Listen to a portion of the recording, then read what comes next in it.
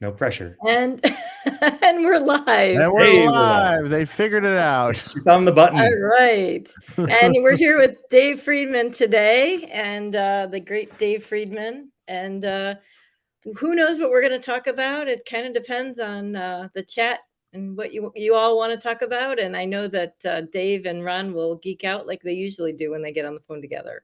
Yeah, if you guys have any questions, please feel free to ask them in the chat because we don't know what we're talking about yet. Well, I can start with something. Okay. I remember the first time we met Dave because Ron and I had just a tiny little piece of Diamond Amps booth, and we were showing off the amp gizmo and the rack gizmo, and all of a sudden I hear Ron go, "Oh my God, that's Dave Friedman! He's coming over here!" And I'm like, "Who's Dave Friedman?" And yeah, I remember you coming over and going, "Hey, I need that. Can it do this and this? Can you change it? Can you make it do this and this?" And that kind of started off RG16 getting prototype. to know you there. Yeah. I vaguely remember that. That was a lot of years ago. That was 07. Yep. 07. Cannot believe it's been that long. Wow, that's crazy. Years. Yeah, that's crazy.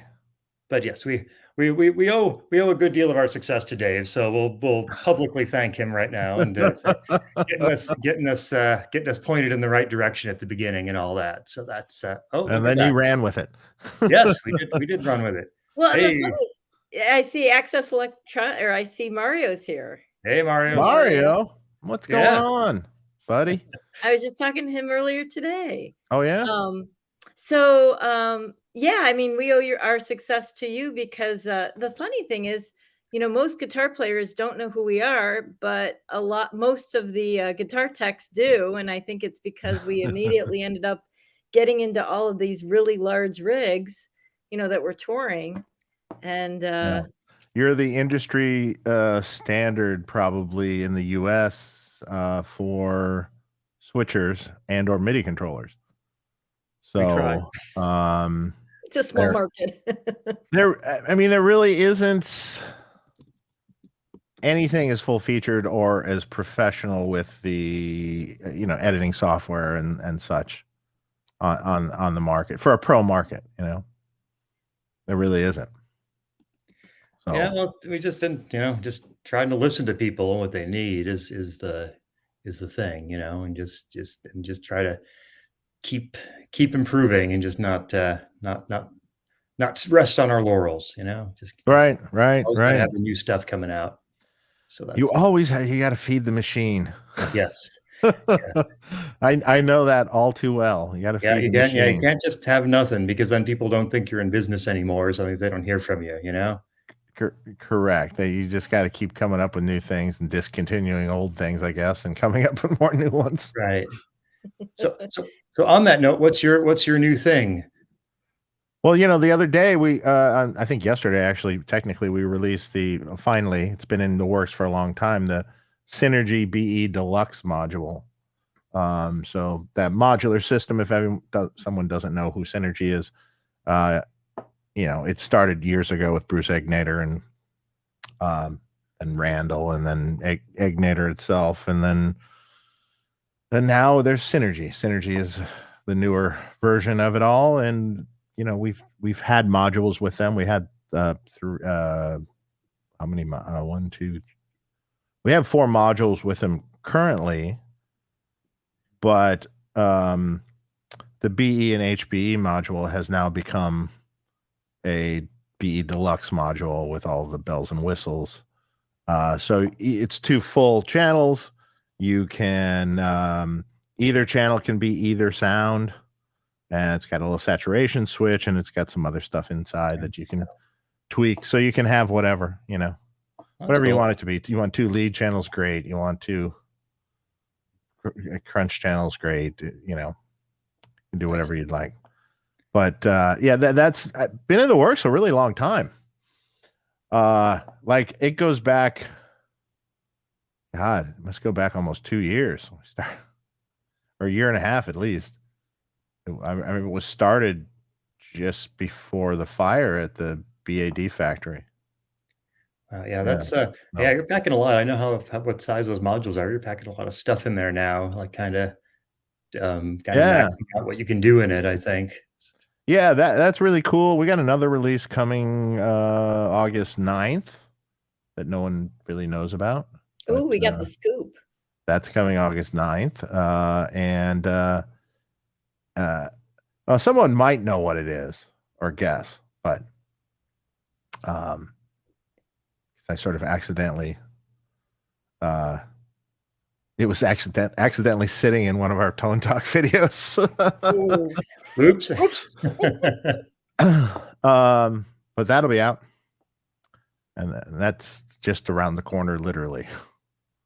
So, and then there's some more stuff in September.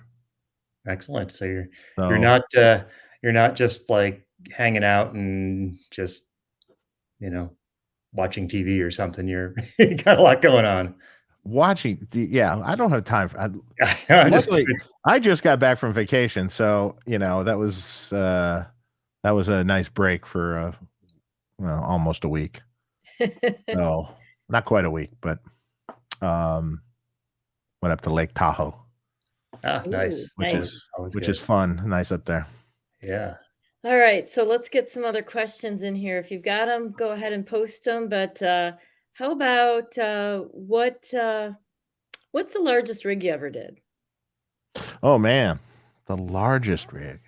or one of the large ones? Ooh, that's a good question. I'm trying to think what the largest one is. I don't know. I mean, I've done rigs for Mark Tremonti in the past, long ago, and that was reasonably large and elaborate in what was going on. Although he's sized it all down to almost nothing. That was big. Steve Stevens' rig was always on the large side, or in the past, quite reasonably large. I mean, that was like an amp rack, a effects rack, and a power amp rack when it was in its largest state. Now he has a very large pedal board, utilizing your switchers. Oh, Nice. really? Yeah. I guess I didn't know that. It's some of the mini effect gizmos, the older versions, and the floor controller he has. Wait, Wow. I think. Okay. Yeah. Pretty sure. Okay. And then a pretty big rig I saw in person. Ron and I saw Chris's from Foo Fighters. Yeah, That we was just did pretty Chris tall. Shiflett's rig. Yeah. And that was, a big step for Chris from going from just a pedal board with a loop bypass strip across it to a full on RJM switching rig, with the GT22 and everything. And he loves it. Oh, awesome. He loves it.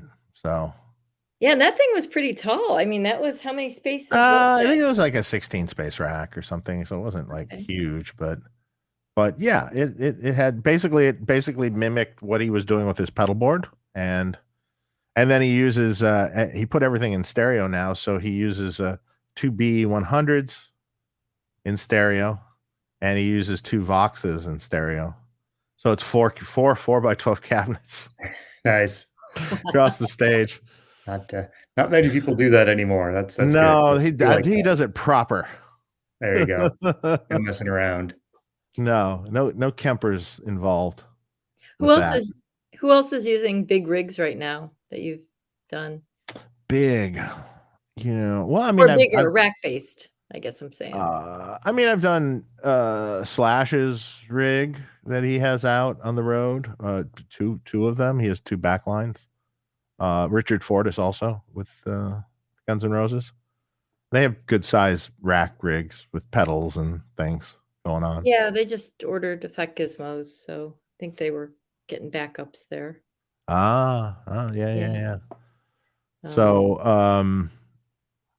yeah, in the olden days before you guys, we used to use pre 2007 we used to use old GCX units, and we always used to have to heavily modify them.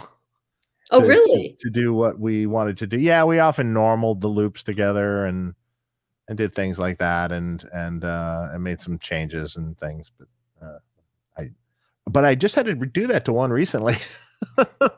Like It was go like, whole wow, blast from the I think I past. remember how to do this. Yeah, that's they're still selling them, huh? They still Yeah, I think I mean it's ready for an update, but yeah, it's actually probably 10 years past update, you know. yeah. I think their Ground Control Pro too is it should have an update. It's about Yeah, I think 20 years past date due on that.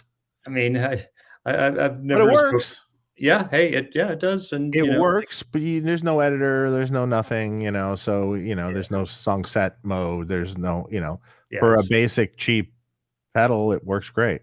Yeah, yeah, still does the job. Yep. still does the job.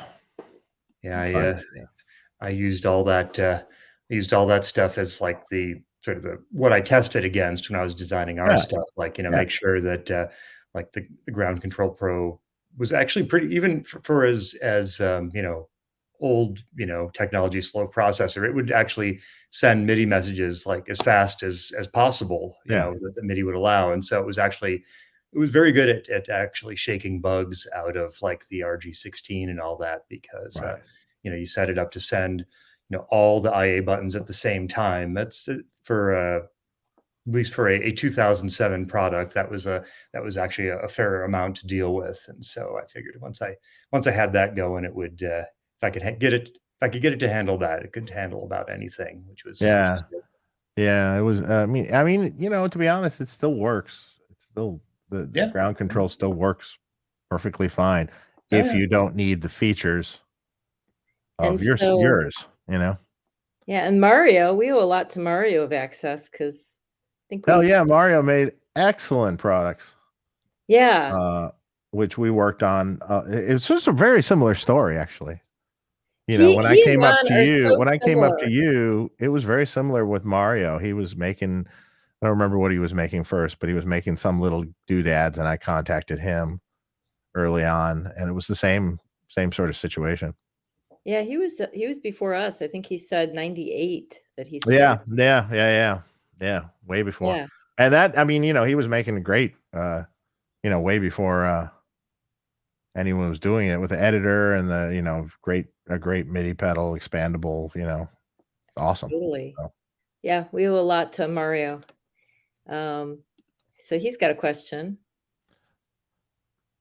yeah, what about my 50-watt Plexi? It's coming. And that is not one of the releases I was mentioning yet. Okay. People know about this. I'm doing a vintage line of some amps, Okay. and it's been talked about. So it's no surprise. That is in the pipeline. All right. Let's see. Next thing, I owe so much to, well, thank you, Victor. And then the next thing, Jerry Cantrell. So does he That's a have, big rig. okay. Yeah. Is that one you did? Yeah. Jerry Cantrell, yeah, he has signature amp with us. What's So, what's it have in it? Do you remember? man, I mean, it has effect gizmos, a couple effects gizmos. There's a rig rundown on YouTube that Sweetwater did years ago with me, Oh and yeah. and boy, that was a story. Maybe I'll get to that story. Maybe I won't go into that story actually, Okay. because maybe I'll tell you later about that one. Okay. But it was a funny thing how that worked. Hmm. Interesting. Interesting. Um, but yeah, he uses two amplifiers set differently. Two of his signature amps set differently. In the loop of one amp, there's some post processing. It's a DD500, I think, Boss DD500, and just for a kind of an ambient delay kind of thing. And then all the rest is a pedal drawer in front of the amps, essentially. So it's one amp set cleaner, one amp set dirtier, and the dirtier amp has delay. So it's cool. Sounds it's probably one of the best sounding rigs I think I've ever heard. It might just be him playing it. So You know. fingers are important for sure. Automatic Yeah. talent boost. We That went was, well on this thing. So when we did this rig run through with him, it was something Sweetwater wanted to do. So I Generally, with Jerry, you have to go through the management. I mean, Jerry will agree to it, but then you still have to go through the management to set it all up. And they were going to be in somewhere in Indiana, somewhere somewhat close to. I'm trying to remember where in Indiana. Somewhere close to Sweetwater, not too far away. And so, I was going down the path of the management thing, and it took a long time. Okay, I'll get back to you. Okay, I'll get back to you. Well, why should we do this? Okay, I'll get back to you. And then finally goes, yeah, let's just do it. I mean, this was like 2 weeks of this. And then, and I finally, like at the last minute, Sweetwater, I emailed him, okay, we're on. We can do it. Oh, we sent the crew to a different place. we didn't really hear from you. And I'm like going, I spent 2 weeks on this. What do you mean? And we can do it. And not only can we do it, but I was in Michigan, so I could drive over there and do it with them. So, it's the perfect situation. They made it happen in the end. They made it happen, Worked out in the end. That's good. Because they were telling me no, and I'm like, I called someone there and I go, I worked on this for 2 weeks. You really shouldn't say, and I can be there. It really shouldn't be a no. And where was it? Where was it? In I don't know. Anyway, I was in Detroit, and I took Sammy Bowler with me, or one of our artists, because he lives in Detroit, and we South Bend, Indiana, I think, was it where it was, and we went, and we walked in the theater, and we walked up, and they were sound checking. Walked up, and Jerry has his cabinets off stage, just blowing in the wind towards whoever walks by. And Sammy and I are standing maybe 15 feet in front of the cabinets, right between the two of them. And we're kind of just looking at each other going, oh, man, that sounds good. So that's cool. That's the story. Excellent. That brings up the question I've never asked you. What is the most amazing godlike tone you've ever heard? Like, in all these years you've been doing stuff, what's the stuff that just floored you? Either your own stuff or someone else's stuff, or Oh man, I mean, it's interesting. Well, I don't know. Some sounds over the years that I've heard out of Steve Stevens, for sure. Always got a great tone. Jerry Cantrell's rig sounds. You stand in front of those cabinets, your jaw's on the floor. Nice. It's really good, and it's in it. A lot of the players, it's really in the hands. It's like the players have certain hands, and they just sound a certain way when they play, and a lot of that has to do with that. I mean, really. Some of it, of course, has to do with the equipment, but a lot of the tone is in the hands, for sure, from player to player. So, those guys are great. Eddie Van Halen, also great. Unfortunately, I never got to stand in front of the rigs when he used to use his old Marshalls, but I did see in 1984. I did see the 1984 tour of Van Halen, and that was pretty crushing. For sure. Well, you had to be pretty young. That had to be before you got into the business, right? Oh yeah, it's way before I got it. That was when I was a teenager. I was 14. Yeah. Well, I was for 84. See, I graduated in 87, so I would have been 18 when I graduated. So do the math. Yeah, not far off. Didn't know that you'd be soon helping him on his rig. No, that's very weird. So during the course of from the period of 1981 through 1987, I saw every conceivable concert that ever came through Detroit. I mean, like when I mean everything, I mean it's amazing how many I actually went to see in that time frame. Yeah, and it gets a little confusing sometimes. I'm like, well, I know I saw them. Now, were they opening for someone, or because some of them, I saw Def Leppard open for someone. Oh, wow. So it's on the Pyromania tour, so that was right when the record had just and it was just picking up and it was just getting somewhere, Yeah, I was in high school for that too. That was quite something when Pyromania dropped. Yeah, that was huge. It really For blew sure. up for him. So I wanted to ask, so I remember Ron did something. I remember we were trying to figure out, like we had decided no more custom stuff, and then you're like, "Oh, can you do this for Eddie Van Halen?" And Ron's like, "I have to do this. This is for Van Halen." Yeah, And I remember we got yes, it it was a done. mixer. Yeah, Yeah. we got it done, and then he changes his mind like he changes his underwear. Yeah, he changed his mind. It didn't get used, and I still have them.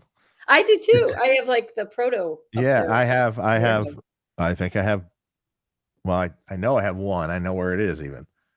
We should have had him sign it so we could have sold it, right? For like 10,000. Yeah, that probably would have been good in retrospect. Of course, he never used it, so I don't know that it would be worth anything. The most limited product we've done, I guess. Yeah. It's yeah, that one I couldn't pass up. I mean, it's find it hard to It was very specific for his needs. Yeah, it was. Yeah. But, it's kind of funny, because there was switching also involved. But there were switches that were going to switch the switches. Funny though that some of that stuff there's a market for some of that now. Again.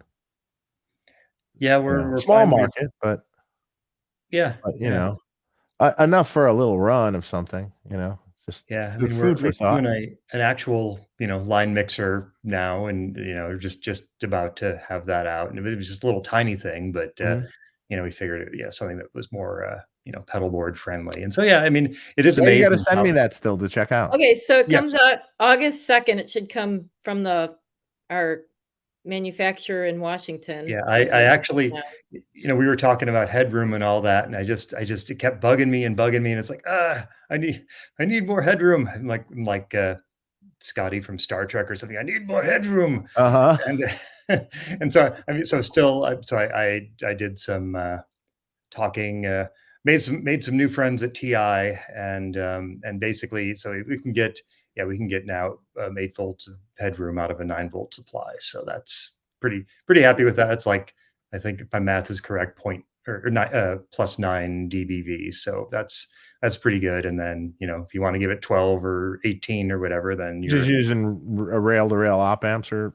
Yeah, but it turns out you can't just do that, or well, not with all of them. There are more parameters that interact with each other than I had originally known, and so the original rail to rail one I was using was well, it was rail to rail pretty much, but then there were some other things going on with the offset voltage, and anyway, so it got weird. But now I've got a very cool been mining all of the new. More recent, OPA op amps, and they have some pretty darn cool ones. So OPA 16 something. Yeah, there's a lot of 16s. Yeah, a lot of 16s. Yeah, I hadn't paid attention. I've just been, for all those years, just kind of been using the old reliable ones. But somewhere along the line, I had an occasion to look at that and didn't realize they had all these newer ones out. And, yeah, there's some cool stuff there. And they're still doing audio specific stuff, which is great, which a lot of there's one specifically that was we've used in a couple things. It's a 16 some of course I can't think right now, but it's actually designed for guitar amps and guitar audio, and it even says it in its description. Yeah, so it's nice that it seems like a lot of semiconductor companies don't their interest in the audio world is limited at best, most of them. And so it's nice to see that, they have, audio specific, engineers, and they're still coming out with these chips and all that stuff. And so it was pretty cool to see that. So that made, this little, line mixer in a Hammond box possible, because there are some, the nice thing Okay. is they're real tiny. So tell us more about the line mixer. What other features, or what else did you put in this one? Me? Yeah, sure. I'm sure Dave wants to know, Let's- 'cause Oh, he'll and the be little guy? Okay. There's not Yes, much okay. to it, right? It's a little one. Yeah, it's little. Yeah, it's okay. It's yeah, so basically it's just four in, one out, and it's basically three of the ins are the considered the wet inputs, so they're stereo and just basic. That's what they do. The dry input is yeah, has a buffered input with a much higher impedance, and then it has some jumpers inside where you can set it for mono in or stereo in, mono out or stereo out. So you can use that as sort of to you know drive a splitter to go to your wet pedal inputs and things like that. And anyway, so it just tried to figure out what how I could maximize doing something in a small box that could be useful on a pedal board and kind of do everything you needed to do. And so and then the other thing, two level controls, one just for that's like controls the three wet inputs together, and then one that controls the dry input feed to the mix output. Right. Yeah, that's it. Cool. So yeah, so it's a little bit more than our other mixer did, and just yeah, I was just like let's make something that can do wet dry wet on a pedal board, and that was kind of the impetus. And it's surprising, there've been a lot more interest in that. I don't know if you've seen that with rigs, but get a lot of people asking about it, and I hear a lot more people talking about parallel and wet dry wet than I would have expected in this day and age. There seems to be a resurgence, I guess. Yes. Yes. Somewhat so, yes, for sure. Wet, dry, wet on a pedal board. It's always interesting. Yeah. So let's. People don't always know what that is exactly, but yeah. Yeah, I mean, I've had some people say, like, I don't know what it is, but I want it. Effectively, it sounds like a good idea, but I don't know what it is. Sounds like there's so much involved with that, though. So wet, dry, wet.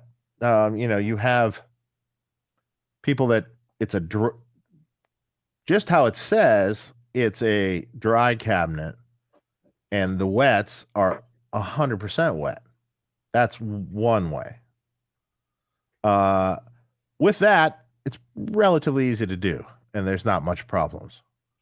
Well, the problems come in if you want to have the dry in those outer cabinets also, which is how everyone, like all the big rigs that used to do that, Eddie Van Halen and Steve Stevens and everything, they had dry in the outer cabs. So you can't just plug some effects in and do it. You have to have an analog dry path into the outer cabinets in some fashion, which the mixer would do. Yeah, that was the intent. That would do that. And often it's almost better to have dry in those cabinets, because if you set up a rig, you don't have to, but if you set up a rig that way, you have to let a sound guy know how they should treat it. If you set it up wet and wet and dry, where it's all wet, set both all the mic inputs at the same level. Don't change anything. And that's what you should do. You shouldn't be boosting up this or just taking this or doing that. It's going to sound wrong, awful, not what intended. Sometimes it's almost easier just to do the dry in those cabs. Yeah. So yeah, it does seem like it's that was part of the reason why I thought it was kind of interesting that people are getting interested in it again, because it's just it does seem to add some complexity, and you're hauling multiple cabs potentially and things like that. But it's really good. I mean, like if you just want to do a wet, like even a wet dry thing, it's really can be really cool just to have 100% wet. You don't need a big amp or power amp to do that with. You can use a variety of things just for the wet return. And it doesn't have to be very loud, because you're not if you really think about it, that wet is probably 25% or less of the dry tone. So it's really doesn't need much volume even. Mhm. But it's great if you have more of a vintage style amp and you want to get sort of the post reverb or post delay sort of sound. It's awesome for Mhm. that. Yeah, it's like you have like a line out tap out of the main ab for one Yeah. or something like that. And yeah, I just finally actually built for the first time a wet rig back here. Oh yeah, And you were showing that last time on Tone Talk, I think. yeah. So that was fun.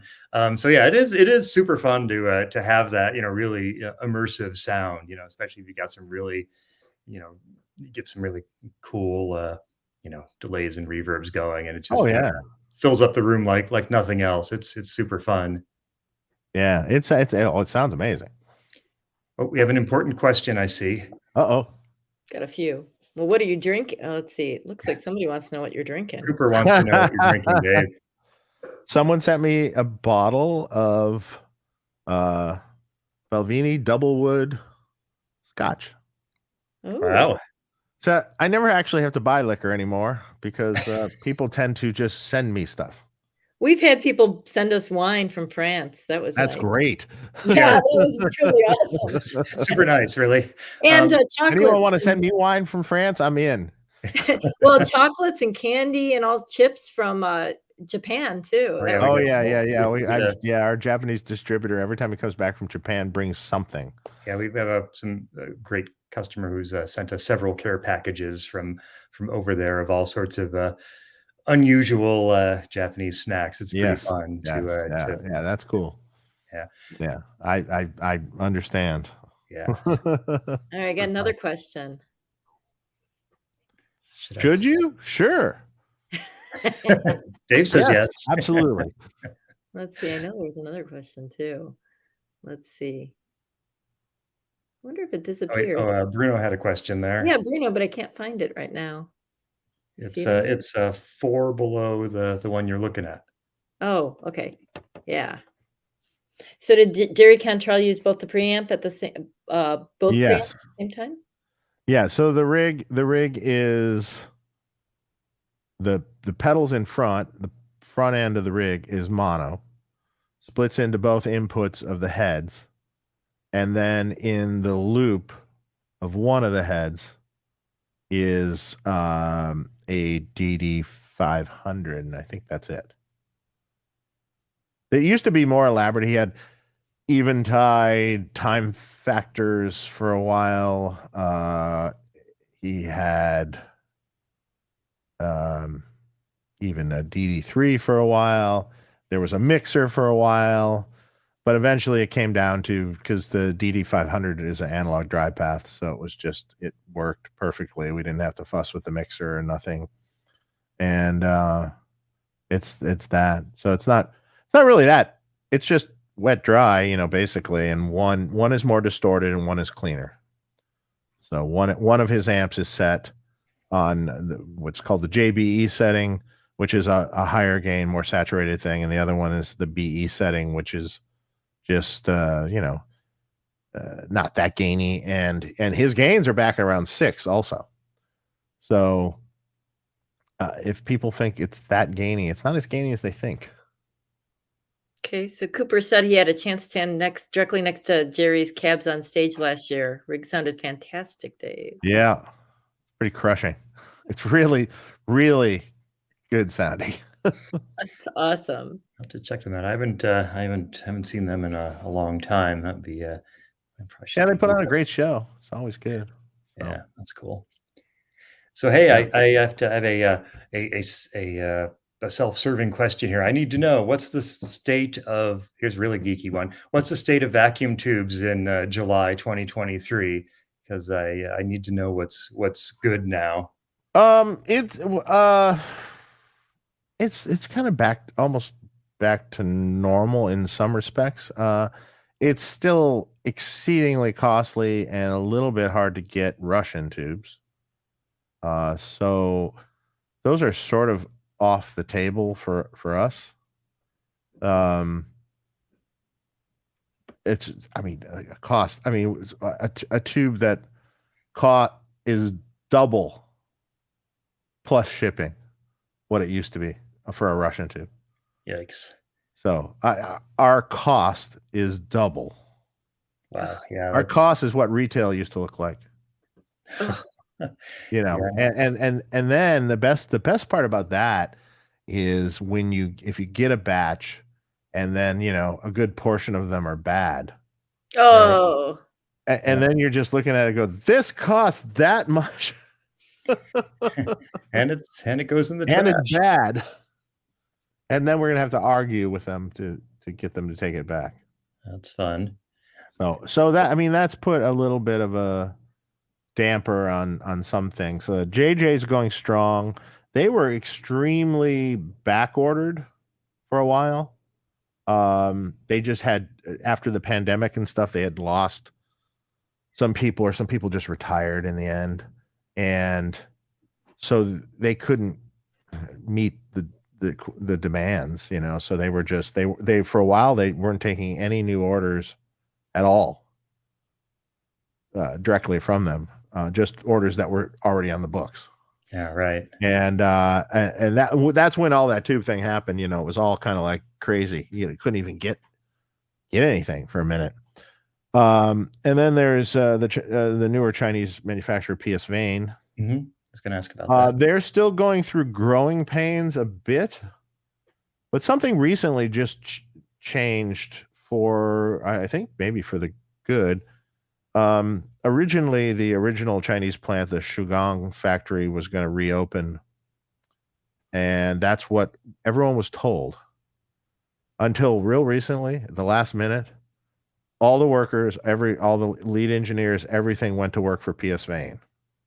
So now everyone that was involved with that, Shugang is not going to reopen, but all the people went to PS Vane. So will that mean ultimately better stuff down the road? Yes, I think so. And it is getting better. There's been some growing pains with some of it, but I mean, we use the EL34s and they're great. They've been great so far, at least. I've had a little growing pains with a few of the other ones, but you know, it'll work itself out. Okay, that's cool. They all sound good. It's just a question of if they're working right. Right, I see the yields in the batches. Yeah. So is that what is PS Vane what's going in your current amps now? We use PS Vane EL34s. We did have still a bunch of EL34s left that we were working our way through, but the PS Vane EL34s, yes.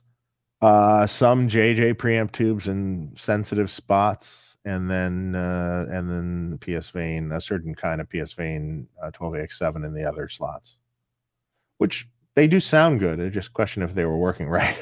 Got it. Okay. They did have some noise issues, some crackling issues and stuff, but the latest ones have been pretty good.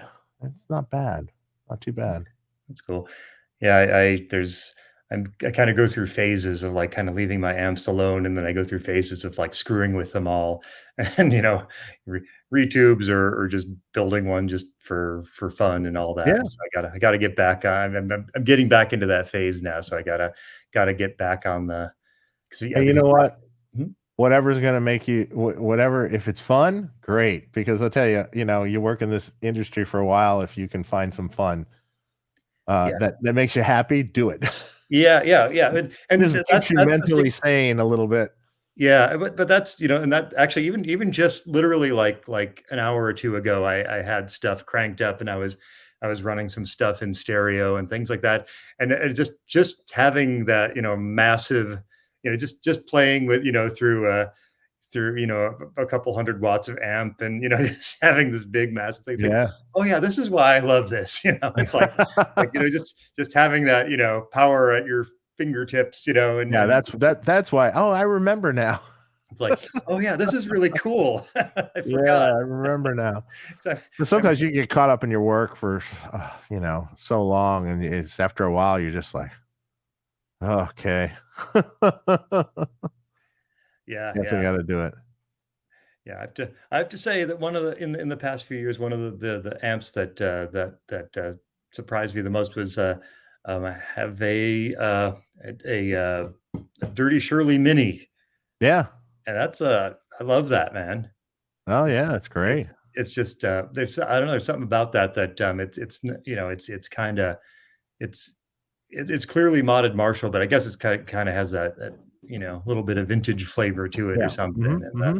and the three mode switches on there makes it a very versatile He gets thing. very giddy about your amps for some reason. Oh yeah, well, Well, Yours does he's it gonna to him. get He another gets one. giddy. that's right. Yes, he's got another one coming. Woohoo! Yeah. Make some noise. Yeah, no, it's fun, man. That's why I do it, man. Gotta still just gotta justify my gear habit. That's what this whole business has been about. It's a write-off. It's a That's right. write-off. Our research and development. That's right, man. And All written off he's there, man. done some stuff for you, right? I don't know what we're allowed to say Yeah. yet. I'm Yeah, trying to yeah. be careful because it's like I'm not always sure what I'm allowed to say or not allowed to say. Yeah, yeah. Yeah, no, you just did a little MIDI board for me for something. Yes. Yeah. So I'm not exactly sure what that's going in yet, but it's going in something. That's right. We'll have some nice. It might also be able to be retrofitted in some things. Yes, it's very So tiny. it's very tiny. Fits Little. fits anywhere, maybe. Yeah, exactly. So I I have a question have for to check Dave. it out. Yeah. Gotta hook it up at some point. But Yeah. just let me know if you have any questions with it. And if you think of another question to geek out with, go ahead, Ron. But I was just thinking, Dave, it seemed like you were modding for a long time, and it took you like 20 years to be, or I don't know how long to be an overnight success. What is it that finally pushed you over the edge from like, doing all these mods to finally like becoming really well known? I don't know. I don't know if overnight, but Well, I was teasing a 20-year overnight Oh, success. That's what compared to the before, Well, it's One Republic, I was talking to Drew once, and he was like, "Yeah, we're a 20-year overnight success." Like, they were working yeah, at it for like 20 yeah, years, and then all of a sudden, everybody knew who they were. yeah. Uh, e- uh, you know, um, I don't know. I mean, I did amp projects with some other companies along the way, and then eventually, I wanted just to do my own. And in 2009, we kind of started doing that, or maybe 2008 even. And then when that started taking off early on for sure. I mean, like a lot of people adopted that, Jerry Cantrell and Steve Stevens and a lot of, clients of mine. I was fortunate to have already an established like clientele and career for doing this since like 1990, 90-ish. So, I had the ear of the audience, so to speak. And that made it a little easier, for sure. But you still have to have a good product. If you don't have a good product, yeah. it's not, it's not, there's nothing you can do, you know. And you can have a good product, and if you don't have the, way to show it to someone, also that's can Yeah. be horrible too, It's Gotta have just your like foot in that the won't door. work. Who Um, did you learn from? learn amp stuff from. Yeah, I yeah. mean, I would say the mentor for me would be Bruce Egnater. Yeah. He taught me a lot over time, over the years. So, so I'm very thankful for that. Yeah. Bruce is awesome. We're big We Bruce love him. fans around here. Yeah, Bruce is awesome. We love him. Yeah.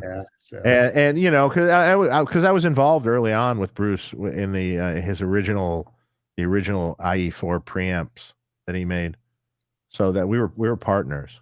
What year was that? That was like 1990-ish, I think. Oh, wow. So yeah, so we were partners, and I learned a lot when we started doing that. But I was already starting to do rigs for people, and it's just like how that came about was a client of mine, Randy Jacobs, who was the guitar player and was not was at the time. He came in with a Soldano preamp that Bruce had modified, and I knew Bruce from Detroit when I was a kid. I had stuff done by him and stuff, and he was the guy in town.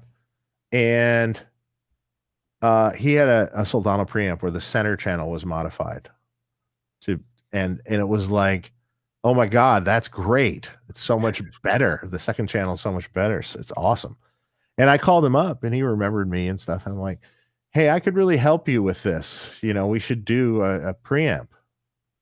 And that's how that came about. Oh, wow. And that kind of launched his success too. Yeah. Yeah. So that's until he sold I was a partner until he went to work for Rocktron. Okay. Yeah. Wow. So That is so interesting. Yeah, I didn't realize Yeah. you guys had such a long relationship. yeah. And yeah, that's how that started. So that was That's that was cool. fun.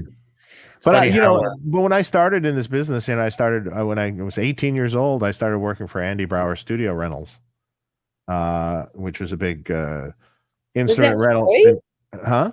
Was that in Detroit? No, here Oh, okay. in LA. When I moved to LA, I went to work for him.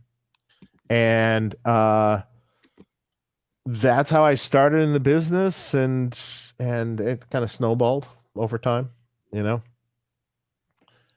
then I worked for the retail. He got into making music at the time, and I was then went from the cartage guy to the retail guy, and I had already started doing rigs at that time, and I just learned. But that's how I am. I can't if I don't know something and I'm interested in something, I just learn everything I can about it. It's just mostly self-taught.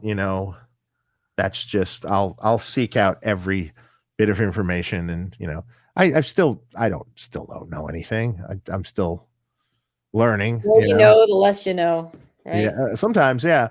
But I have lots of experience.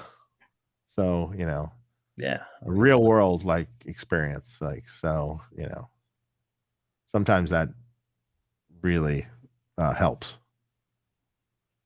Yeah. So what was your time? I'm trying to remember your timeline with the amps, because I think probably the first time I ever heard your name was I think it was with regard to like Billy Howardell and Naked amp. Yes, that was the first set of amps I made. So that was early 2000s, I think.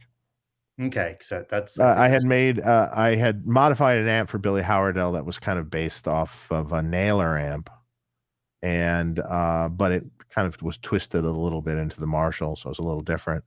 And then he wanted me to make him other amps, and I made him a couple other amps, which he still uses to this day. And then for a little short while, I made like some all handmade Naked amps that were, some went to Japan, some went to a few other artists here and there. But this is kind of pre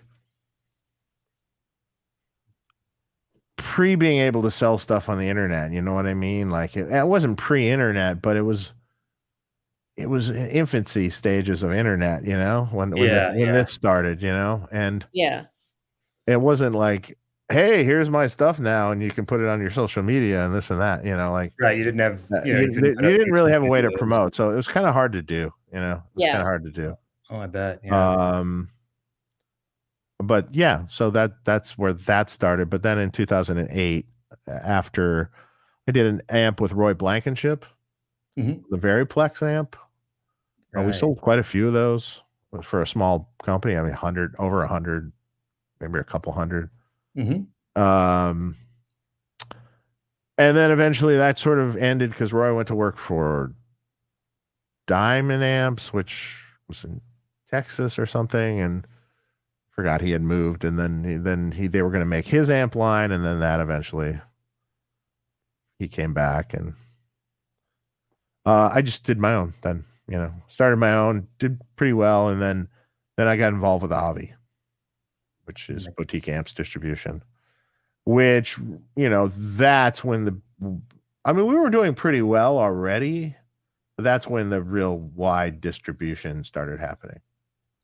Yeah, it's nice to have the distribution and the we had manufacturing. Give Avi a lot of credit for that.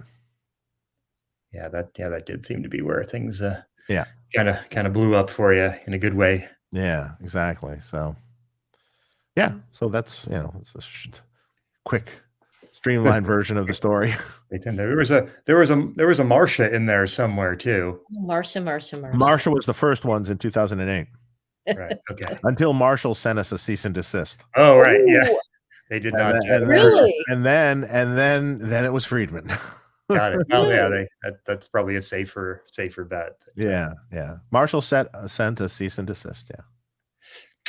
Yeah. I Called mean, the Brady Bunch. I guess you could have argued that, but we weren't in a position to argue that at that time. Maybe it was better to go Friedman anyway, right? Yeah, and in hindsight, yeah, for sure. Maybe they did you a favor on accident. Now the Marshalls are worth more money. It's wild. These little crazy gnats flying around in our shop. Every once in a while, like there's somehow some gnats get in here, and it's just like, what the heck? There's no food or anything. They're probably trying to get some of your whiskey there. No. If they may have a dead one or two in there. Can't have any. Careful. It's too they good. Can't have any. Can't have it. No. All right. Well, any other questions before we wrap up, Ron? Got any other? Wow, it's so short. I know it's. I know of your 2-hour ones. I'm not used to that. I know we should mention for probably everyone who's on this already knows this, but in case you don't, Dave has his own live stream Tone Talk on Fridays also at 6 Pacific, correct? Where we got well, it's a lot of times on Fridays. Actually, this week it will be on Saturday at 10 a.m. Pacific time, because we're doing a Eddie Lentz, which from Germany. So he's in Germany. So that time-wise, that works out. We have a European guest. It's generally Saturday mornings. Got it. Yeah, that makes sense. You're trying to be nice to the guests. Well, yeah. I mean, it's like 7 p.m. their time. So it's not going to work much different, Yeah. You gotta do that. We owe it to you. This live stream was because Ron was on yours, and I've been bugging him for a long time. Like, let's do a live stream, and then you can answer some of these questions that people have wanted to ask you. And plus, he gets to geek out. Yeah, we just get and just know after doing this long enough, we know a lot of interesting people who deserve have good stories. Hero. Yeah, of course. I mean, that's. Yeah, I mean, how I started with the Tone Talk thing was, it was Mark was on another show that I was interviewed on, and then Mark left that show, and we were in contact, and I'm like, oh, why did you leave? And then he told me the whole sordid story of why he left, and then I'm like, well, maybe we should do a show. But of course I said, but here's the deal. You do all the work, right? You have to do the guest booking and the running it and all that, because one, I just don't have enough time in the day for anything, and I mean, I'll help get guests and stuff, but I can't do the running it essentially. And he goes, okay. Who was your favorite guest ever? And don't say Ron. I'm not looking for you to say favorite guest ever. What was most interesting? A favorite show ever is my Jakey Lee show. Okay, so we'll have to go. It's a train wreck of a 4-hour show. Really? 4 hours, man. You guys have the endurance, 4 man. hours and 4 hours of drinking on air. Why was that the best? Because it was 4 hours. It was fun. And the first 2 hours is okay. when you start towards the end, it's starting to get a little ugly for me. But you know what? Everyone goes down in history. Everyone says that's their favorite show. Really? Okay, we'll have to watch it. I think they like seeing that happen. They like to see the train. Wasn't a train wreck, but they like to go down that path. It was a great show, and there was some kind of shocking things that were brought up, and just he's a good storyteller, and he's witty, and it's a good show. Also, the Grover Jackson show was great. I think that was our first show, maybe. Grover Jackson. How long you been doing it now? 6 years is what Mark told me. Mark said that? Yeah, that's what Mark said. 6, 4, 6, something like that. Yeah, I don't. We 140 plus shows. Well, the other reason we decided to do it is Mark said, "I've been doing this for 6 years and I've never heard of you." And I went, "Oh, okay, wait, we got to get our name out there." It's like Ron's always designing, and we just haven't had time to do marketing. My head buried in the sand most of the time, or buried in my computer, and yeah. You guys have some marketing help now, don't you? Yeah, Mario, who's helping you, and then also thanks to Beth you. and Mike. Yeah. We owe you a bunch. He's awesome. People helping us finally. We love him. Yeah, Mario's great. Yeah, he's great. So both Marios. There's both Marios hanging out today here. Oh yeah? Yeah, because Mario from Access Electronics. Yep. And Mario's here too. The other Mario. He was there for a while. I know it was his wife's birthday, so I know he had to leave early. Okay. Yeah. And Jason Tong is here. Hi, Jason. And then Greg Davis. We love Greg. He's our guy at ST Micro who helps us a lot too. And he's our rig builder. He's our microprocessor man, our supplier. He's a good guy. Yeah, he's awesome. And go ahead. I was just saying, Greg's got a question for you. I see. Yes. Well, let me see. Where's this question? Pop it up on the screen? Yes, I'll try. Totally can do that. Why do you have one of my amps? How available is Dave for doing custom tweaks to his production? Yeah, just email me friedmanamps@gmail.com and I will get it. It's only $100,000. It's actually more, but no, I can do it. I still do tons of that stuff. I look at custom things as sort of R&D work.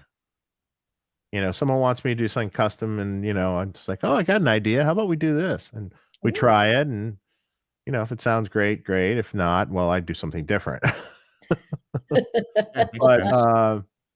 But really, actually, it's full on R&D work all the time, because I'm doing always custom stuff. This is like, fortunately, in the rig building, we have less custom stuff to do. Today than we used to years ago. I mean, there was a time when there were no commercially available power supplies. Wow. Yeah, right. None. Had to wire up some transformers in a box and stuff. Yeah. There was no commercially available power supplies. We used to hand drill boxes to make power supplies. And then Voodoo Lab came out with the isolated 8 output isolated power supply. It's a genius move on their part for sure, and I'm sure. And that worked out well. And that must have been a cash cow. Yeah.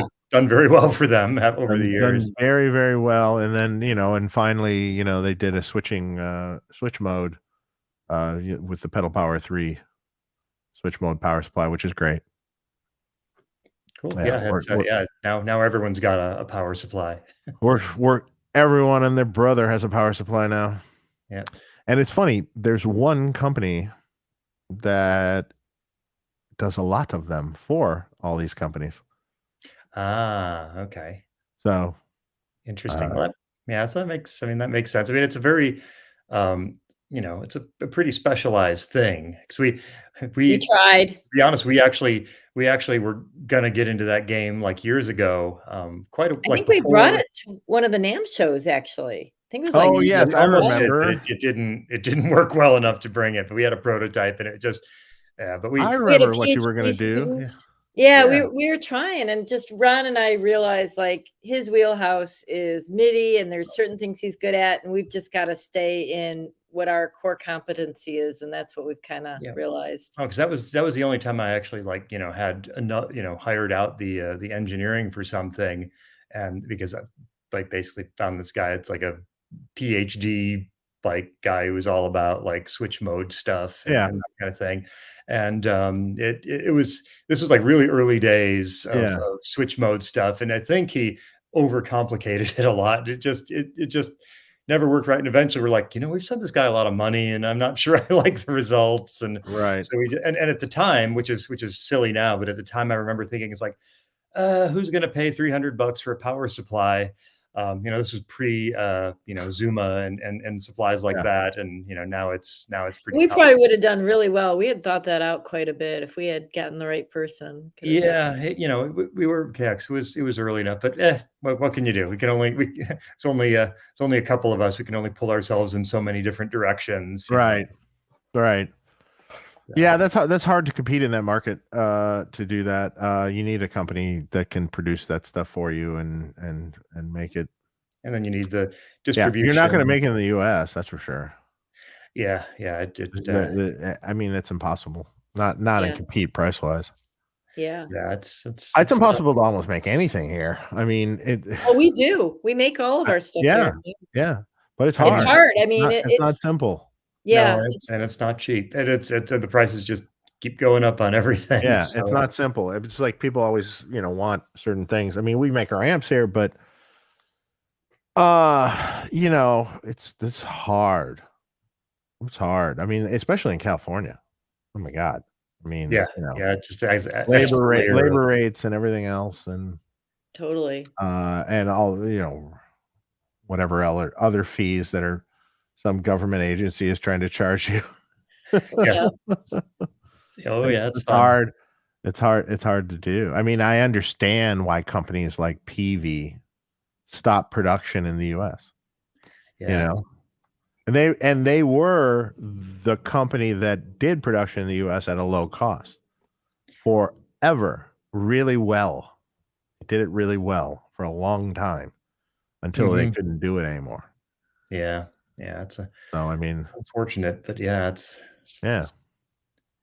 Okay, So well, now- we should wrap this up. I guess our last question is, what's your favorite piece of RJM gear that you use the most, you think? putting you on the spot. Oh man, I mean, Which I one do use you use most? I use a lot of it. I mean, the GT22 maybe we use a lot. Any of the floor controllers. Also I use the big one. Most of the rigs that we do. I do love the small one though. The I 10? think that's awesome, and I think the fact that you put the the channel switching port on it for amps and stuff, that was On the on the mini mini whatever. Effectismo, No, the Mastermind LT. LT, yeah. Okay. Yeah, most people still don't know about the LT. It's like we decided to take all the screens out and everything and, same brains and put it in there, and I feel like it never got the love. Yeah, I don't know why. I mean, that's really useful for it should actually. It You got should. the editor, it has everything It still. should, because you think of all the other pedals out there that are doing stuff. Hey, I got this small pedal that controls my Strymon stuff or my this or that, and like the what's the Morningstar or those kind of companies. Can't think of all of them right now. Yeah, well, and I think that's a lot of it too. There is more competition on the lower end, where no one else is really crazy enough to do something like a GT22, and Yeah. and Yeah, but we were talking, it's like, well, you're going to do some updates to that stuff, aren't you? I'm always doing stuff. Always doing stuff. It's been out 12 years, we think. I know, it's We were yeah. talking to Petrucci's tech, and they've got like one of the first 10, and they've been using it ever since. So yeah, it's amazing to think it's been that long already. But well, it just seems like I've never really finished it really, because I just keep doing software updates, You firmware keep adding. updates, and all Yeah, that you stuff. keep So adding and adding and adding. it's never. But you keep is remodeling never the house, and then eventually it gets to the point where I just got to tear down the house and make a new one. Yeah, it's unfortunately.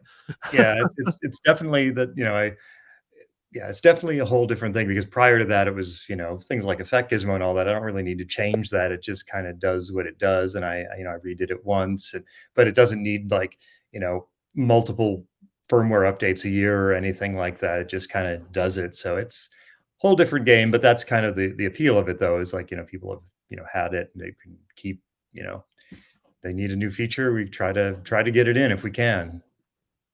So. Yeah, it makes it confusing. The thing I've learned, your stuff can do anything and everything. Kitchen sink. But when it starts to get confusing, even for me, it's like, wait, that's when I call you. Yeah. Well, How the hell do you do this again? Please. Yeah, it's it's a tough thing because it's like, I wanted to be able to be really capable and do this stuff. Yes. And of course also responding to, all sorts of people's requests. Like I wanted to do this, I needed to do this. And so it's like, how do you make something that has that many options and parameters and all that, and and still, make it, you know, uh, make it presentable and to the user. And it's like, how do you, Well, how do you he balance that? finally had to do like he did 22 short videos on YouTube, kind of going through like just some of the features Well, and that's everything great. because That you helps got a to, lot. That helps a yeah, lot, and that's really important. Yeah. It's like when they want to know how to do specific things, well, and we've had a lot of just, techs that have used it for years and that they'll like all of a sudden need it and they'll go back to it and that they actually will watch the videos to, kind of refresh how to use it. yeah, yeah. Yeah, and it's one of those things. Just I guess it's only so much time I can spend, answering tech support. I mean, you like Oh, me I know. understand doing being, like basically doing all your you do I know you do all your own support and everything. I do all my own tech support. Because I think I mentioned it before when I think might have been talking on our Tone Talk or something, but so if I have someone else do it, if they don't know a lot, quite a bit, I almost need an amp tech to do it. They are that customer service guy is going to ask me, Mhm. and then I'm going to have to answer it anyway. And at that point, why didn't I just answer it to begin with? Because it takes up the same amount of time. Yeah. I've got a friend who helps part-time with the support stuff, and he's pretty good. He's and especially now that he's been doing it for a couple years, he's gotten, can do most of it. He's not fully nerd enabled yet. We haven't gotten to like, detailed GT programming. That stuff still gets kicked to me, but it is Right. nice to have someone who's, he has his own studio, and so he knows, the audio side of things, and he Yeah. knows MIDI and all. But yeah, it's tough though, 'cause it's like the questions can be very complex. Yeah, and Ron he likes having all the features in there in his Well, yeah, project. it's like, if you're gonna do I it, get it. I get it, and that's perfectly fine. And then, but there's a whole also set of guitar players and stuff out there. If we're just talking guitar players, that are not capable of dealing with that. Let's put Oh, put it totally. nicely. Yeah, And they're just not. It's just not. They don't. They want simplistic. Some simplistic stuff that works for them. Yeah, I mean, and that's certainly for, the case. I mean, certainly there's, all sorts of different kinds of players, and you got they're just the No. straight in and turn it up all the way to the, massive complex, using Ableton and, plugins and all that stuff. And so yeah, we're just I don't even want to know. The older I get, I think the less I want to know. Hey, you got a good you got a good domain for yourself. The cool amps and all. You don't have to do everything. You just are good at what Yeah. you're doing, man. Yeah. Yeah. Exactly. Yeah. It's yeah. I feel sometimes your brain gets so full that there's no more room. Yeah, You know what I mean? Like I I hear feel ya. like it's overflowing already, and it's like I don't want to learn how to do that. I just don't.